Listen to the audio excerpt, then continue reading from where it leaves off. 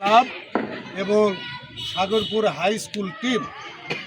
তো সবাই আমরা এইখানে আজকে এটা খেলা এমন প্রতিযোগিতা নয়, আবার প্রতিযোগিতামূলকও। এটা একটা ফ্রেন্ডশিপ খেলা। এই খেলায় দুই দল অংশগ্রহণ করতেছে, ছোট বড় সবাই সম্মিলিতভাবে আমরা আজকে এই উপভোগ করব এই খেলাটা, এবং বাইরে দর্শক যারা আছে তারাও উপভোগ করবে।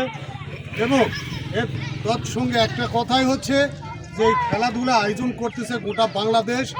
আমাদের বিএনপি প্রধানমন্ত্রী তারেক রহমান একটা উদ্দেশ্যই, সেটা হলো যে আমাদের এলাকার ফজলে হুদা বাবুল আমাদের এমপি সাহেব, ওনারও নির্দেশনা যে এই খেলাধুলার মাধ্যমে আগামীতে যেন এই প্রজন্মরা নেশার দিকে ধাবিত না হয়, খেলাধুলা এবং লেখাপড়ার মধ্যে যেন তারা থাকে সার্বক্ষণিক। এইটাই হলো এই বাংলাদেশের বর্তমান চাওয়া পাওয়া। এবং আমাদের বদলগাছি থানার এই এমপি, মানে এই আসনের এমপি, ওনারও এটা চাহিদা। তো সবাই খেলাধুলার প্রতি মনোযোগ দিবে এবং লেখাপড়ার প্রতি মনোযোগ দিবে। এলাকার যেন লেখাপড়া খেলাধুলার মাধ্যমে ভালো একটা সুনাম বয়ে আনে।